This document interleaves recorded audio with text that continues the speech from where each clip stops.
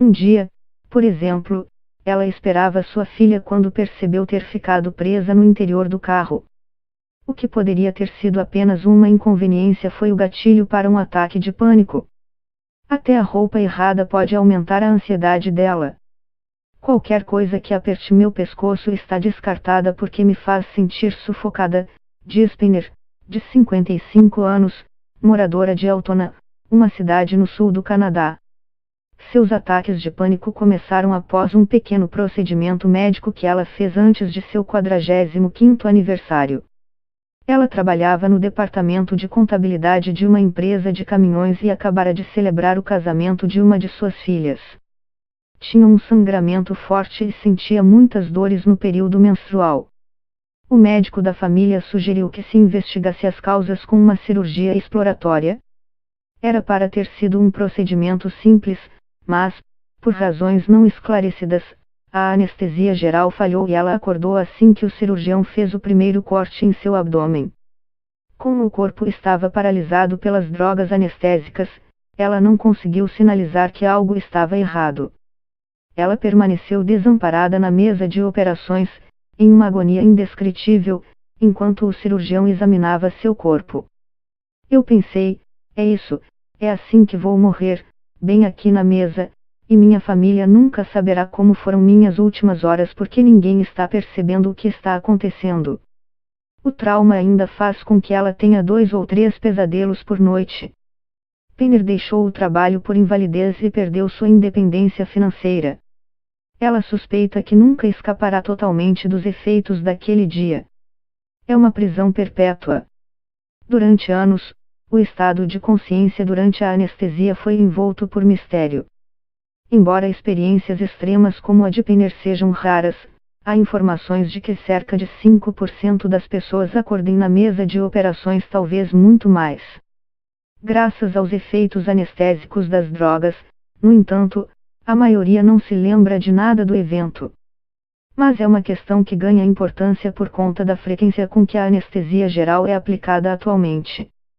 Quase 3 milhões de anestesias gerais acontecem a cada ano apenas no Reino Unido, diz Peter Odor, médico residente do Hospital St. George's, em Londres. Então, é bem provável que alguém esteja consciente durante uma cirurgia neste exato momento. Pesquisadores estão se esforçando para entender mais sobre as circunstâncias em que a anestesia não funciona, na esperança de reduzir o risco de ocorrências como a de Penner.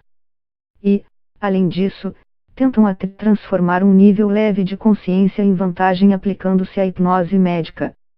Vamos esclarecer, a anestesia é um milagre médico. Desde pelo menos o tempo dos gregos antigos, médicos e curandeiros buscavam uma boa maneira de aliviar a dor dos procedimentos. Embora drogas como álcool, ópio e até cicuta pudessem agir como sedativos, a eficácia deles não era confiável. A maioria dos pacientes não escapava da tortura. Na década de 1840, cientistas descobriram vários gases que pareciam ter efeitos sedativos.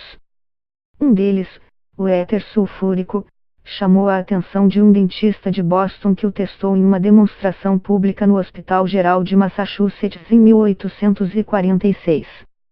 Embora o paciente ainda fosse capaz de murmurar pensamentos semiconscientes, ele aparentemente não sentiu dor, apenas a leve sensação da pele sendo arranhada com uma enxada. As notícias da demonstração logo se espalharam pela comunidade médica, anunciando o início da era da anestesia. Com a subsequente descoberta de agentes anestésicos ainda mais eficazes, como o clorofórmio, a agonia da faca cirúrgica parecia ser coisa do passado. A anestesia geral cria uma inconsciência controlada que é mais profunda e mais distante da realidade do que o sono. Hoje, os anestesistas têm uma ampla gama de medicamentos analgésicos e redutores de consciência à disposição, e a escolha dependerá do procedimento e de necessidades do paciente. A anestesia geral, enquanto isto, cria um coma induzido por drogas e remove as lembranças de quaisquer eventos durante esse período. Como Robert Sanders, anestesista da Universidade de Wisconsin-Madison, diz, nós aparentemente retiramos esse período da experiência da pessoa. Ainda não sabemos exatamente por que os agentes anestésicos borram nossa consciência, mas acredita-se que eles interfiram em várias substâncias químicas do cérebro chamadas neurotransmissores. Esses produtos químicos aumentam ou diminuem a atividade dos neurônios, especialmente a comunicação entre as diferentes regiões cerebrais. O propofol, por exemplo, um líquido branco leitoso usado em anestésicos gerais e alguns tipos de sedação, parece amplificar os efeitos do GABA, um inibidor que diminui a atividade em certas áreas do cérebro, bem como a comunicação entre elas. Um anestesista escolhe um medicamento para induzir e outro para manter o coma temporário. Ele precisa levar em conta muitos fatores como a idade e o peso do paciente, se ele fuma ou usa drogas, e a natureza da doença para determinar as doses. Muitos procedimentos também usam relaxantes musculares. Por exemplo, quase metade dos anestésicos gerais administrados no Reino Unido inclui bloqueadores neuromusculares. Essas drogas paralisam temporariamente o corpo, evitando espasmos e reflexos que podem interferir na cirurgia. Mais de 170 anos depois de sua primeira demonstração pública, anestesistas de todo o mundo levam milhões de pessoas ao coma cada ano e depois as trazem de volta com segurança. Isso não apenas reduz o sofrimento imediato dos pacientes, mas também permite muitos procedimentos invasivos que simplesmente não seriam possíveis sem anestesia geral. Porém, como acontece com qualquer procedimento médico, pode haver fatores complicadores. Algumas pessoas podem ter um limiar naturalmente mais alto para a anestesia, o que significa que as drogas não reduzem a atividade do cérebro o suficiente para diminuir a luz da consciência. Em alguns casos, como lesões com sangramento intenso, um anestesista pode ser forçado a usar uma dose menor do anestésico para a própria segurança do paciente. Também pode ser difícil medir os efeitos das diferentes drogas, para garantir que a chamada dose de indução, que faz com que você durma, não se dissipe antes que a dose de manutenção, para mantê-lo inconsciente, seja aplicada. Em algumas situações, você pode levantar ou abaixar um braço, ou mesmo falar, para mostrar que o anestésico não está funcionando antes de o cirurgião pegar o bisturi. Mas se você recebeu bloqueadores neuromusculares, isso não será possível. O resultado infeliz é que uma pequena parcela das pessoas pode ficar acordada por parte ou por toda a cirurgia, sem qualquer chance de sinalizar sua angústia. Penner fala sobre sua experiência durante uma longa conversa telefônica de sua casa. Ela diz que se sentiu ansiosa no período que antecedeu a operação, mas já havia sido submetida à anestesia geral antes, sem nenhum problema sério. Quando acordou, Penner podia ouvir enfermeiros se movendo ao redor da mesa e sentiu alguém esfregando seu abdômen. Ela então pensou que a operação tinha acabado e eles estavam apenas organizando os instrumentos. Eu pensei, nossa, estava ansiosa sem razão. Foi só quando ela ouviu o cirurgião pedir à enfermeira um bisturi que ela se deu conta do que acontecia. A operação não tinha acabado. Não tinha sequer começado. Ela então sentiu a lâmina da faca contra sua barriga quando o cirurgião fez a primeira incisão, provocando uma dor excruciante. Tentou se sentar e falar, mas um bloqueador neuromuscular deixou seu corpo paralisado. Eu me senti tão impotente. Não havia nada que eu pudesse fazer. Eu não conseguia me mexer, gritar, não conseguia abrir os olhos, diz ela. Eu tentava chorar para fazer as lágrimas escorrerem pelo meu rosto, pensando que eles perceberiam que algo estava acontecendo. Mas eu não conseguia produzir lágrimas. A frustração era imensa. Parecia que alguém estava sentado sobre mim, me segurando, e não havia absolutamente nada que eu pudesse fazer, acrescenta. Ela então concentrou toda a sua atenção em mover um pé. Conseguiu mexê-lo muito ligeiramente e sentiu um alívio enorme quando uma das enfermeiras colocou a mão sobre ele. Antes que ela pudesse movê-lo novamente, no entanto, a enfermeira o havia soltado. Ela tentou 3 vezes, todas com o mesmo resultado. Foi muito frustrante saber que essa era a única maneira de me comunicar e não estava funcionando. O tormento de Penner deveria ter terminado depois que o cirurgião tivesse finalizado seu trabalho. Mas quando os bloqueadores neuromusculares começaram a se dissipar, ela começou a mexer a língua ao redor do tubo preso na garganta. Era uma forma de sinalizar à equipe que estava acordada. Infelizmente, a equipe interpretou mal suas tentativas de comunicação e começou a retirar o tubo prematuramente, antes que o agente paralisador se dissipasse o suficiente para que seus pulmões pudessem funcionar por conta própria. Lá estava eu deitada na mesa e haviam tirado o meu suporte de vida, meu oxigênio, eu não conseguia respirar, contou Penner. Ela pensou que fosse morrer. Nesse ponto, a sala de cirurgia começou a parecer mais distante, começava a sentir sua mente escapar em uma experiência fora do corpo. Cristã fervorosa, ela diz que sentiu a presença de Deus com ela. Foi só depois que a equipe restaurou seu suprimento de oxigênio que ela voltou e acordou chorando. Essa dor, o medo, a sensação de desamparo absoluto, tudo perdura até hoje. É difícil ficar em casa e ver os vizinhos correndo pela casa deles de manhã, entrando em seus carros e indo para o trabalho, e eu não consigo fazer isso. Vários projetos em todo o mundo tentaram documentar experiências como a de Penner. O Registro de Consciência da Anestesia, da Universidade de Washington, oferece algumas das análises mais detalhadas. Fundado em 2007, já coletou mais de 340 registros, a maioria da América do Norte. Embora esses relatórios sejam confidenciais, alguns detalhes foram publicados e trazem uma leitura esclarecedora. Quase todos os pacientes disseram ter ouvido vozes ou outros sons sob efeito da anestesia geral. Os olhos dos pacientes são tipicamente fechados durante a cirurgia, então as experiências visuais tendem a ser menos comuns. Como se poderia esperar, a maioria dos registros, mais de 70%, contém relatos de dor. Tive a sensação de ardor e queimação de 4 incisões sendo feitas, como se fosse uma faca afiada cortando um dedo, descreveu um deles. E então senti uma dor insuportável da cauterização. Eu lembro de 2 partes com bastante clareza, descreveu um paciente que tinha um grande buraco no fêmur. Eu ouvi a broca, senti a dor e a vibração até o meu quadril. A parte seguinte foi o movimento da minha perna e a batida de um prego.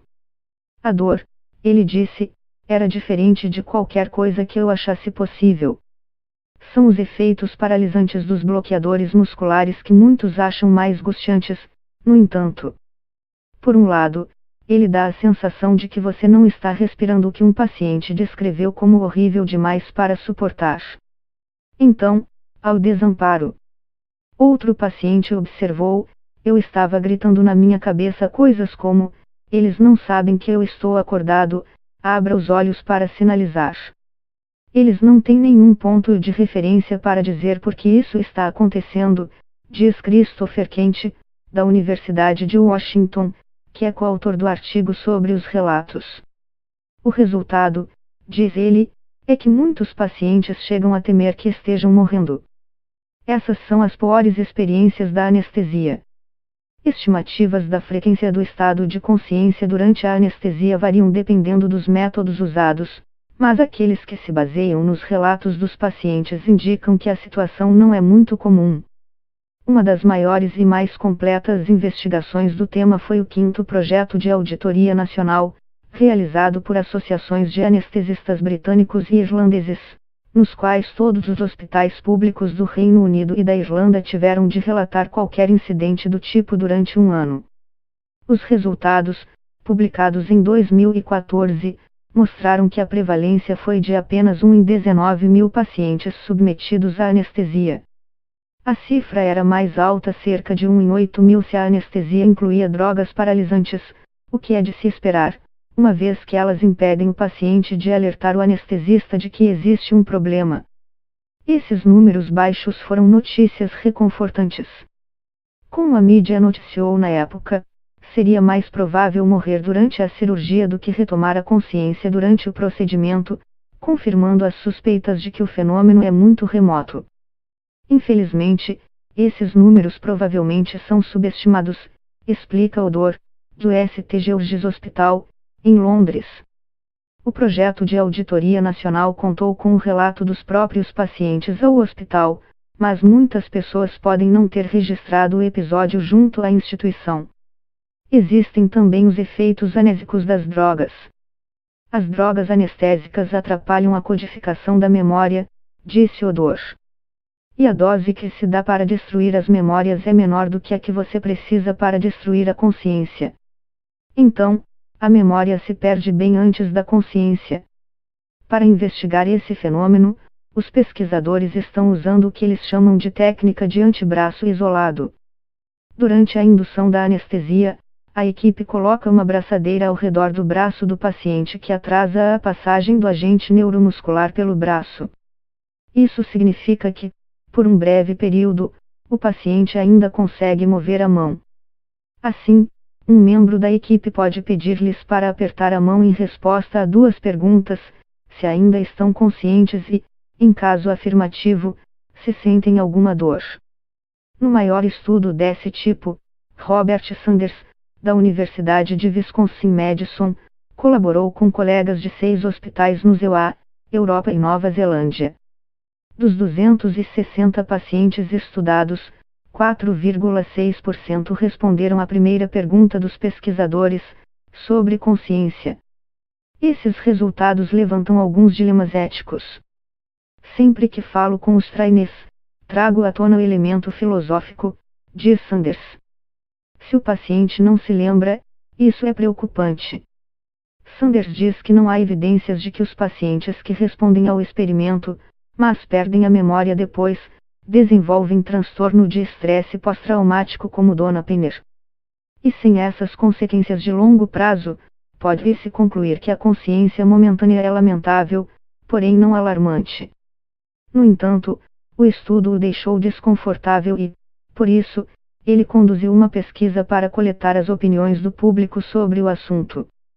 Uma minoria pensou que, desde que você não se lembrasse do evento, estaria tudo bem, diz Sanders. Minha visão é que o paciente espera estar inconsciente, como pesquisador que quer entender os mecanismos em jogo, mas também um clínico que deseja oferecer um atendimento de alta qualidade.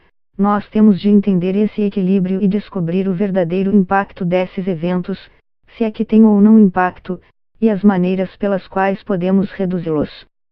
Como a grande maioria dos pacientes irá acordar da anestesia geral sem memórias traumáticas, há o risco de que relatos da consciência durante da anestesia, incluindo esta reportagem, aumentem desnecessariamente a ansiedade antes das operações.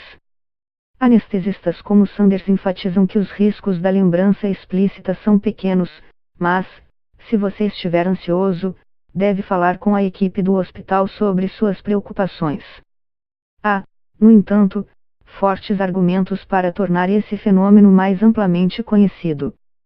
Por exemplo, como mostra o registro da Universidade de Washington, o desconforto de alguns pacientes foi amplificado pela falta de compreensão do que estava acontecendo. Eles assumiram que a consciência deles era um sinal de que estavam morrendo. Talvez se eles tivessem conhecido o risco de antemão, esse pânico poderia ter sido amenizado. Uma melhor compreensão do fenômeno também pode ajudar a equipe médica a lidar com pacientes que sofreram esse trauma. Muitos, incluindo Penner, sentiram que seus relatos foram mal compreendidos ou simplesmente ignorados por profissionais da área médica. Penner agora tenta remediar o problema. Ela trabalha com universidades canadenses para educar os médicos sobre os riscos do estado de consciência durante a anestesia e as melhores formas de tratar os pacientes nesse caso. Quero que eles estejam preparados, porque quando as coisas dão errado, você precisa saber como agir. Isso é essencial para a recuperação do paciente. Existe até uma chance de que, à medida que nossa compreensão do estado anestésico se aprofunde, poderemos usar a resposta consciente durante a cirurgia a nosso favor. Descobriu-se que certas formas de hipnose médica têm um efeito benéfico nas experiências dos pacientes em ensaios clínicos controlados e o estado anestésico pode ser o momento perfeito para colocá-la em prática.